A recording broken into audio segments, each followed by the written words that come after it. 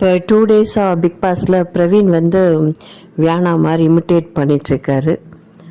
அது பாசிட்டிவாக இல்லை, நமக்கே தெரியுது. அது நெகட்டிவாக தான் இருக்குது.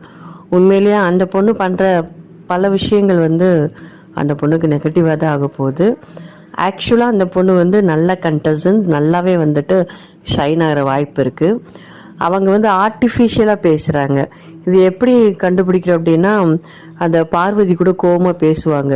எங்கள் வீட்டில் எல்லா நாளும் ஆனந்தம், பெரிய அன்பு கேங்க அப்படி இப்படின்னு சொல்கிறப்போ வந்துட்டு அவங்க அவ்வளோ ஒரு ஃப்ளோவில் ஒரு டிப்பிக்கல் தமிழ் பொண்ணாக செமையாக பேசுனாங்க. ரொம்ப நல்லா இருந்துச்சு. அதுதான் க்யூட்டாக இருந்துச்சு ஆக்சுவலி.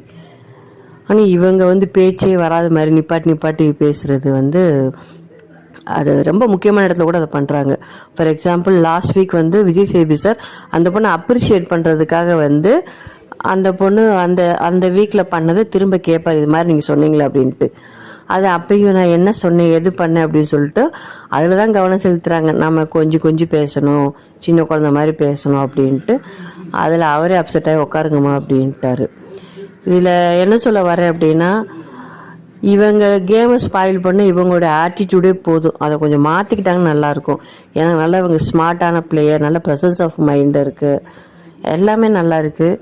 பட் இவங்க வந்து தேவையில்லாமல் இதை பண்ணி ரொம்ப இரிட்டேஷனாக இருக்குது அப்படின்னு தான் சொல்லலாம். ஸோ இந்த வீடியோ உங்களுக்கு பிடிச்சிருந்துச்சுன்னா மறக்காமல் சப்ஸ்கிரைப் பண்ணுங்கள், லைக் பண்ணுங்கள்.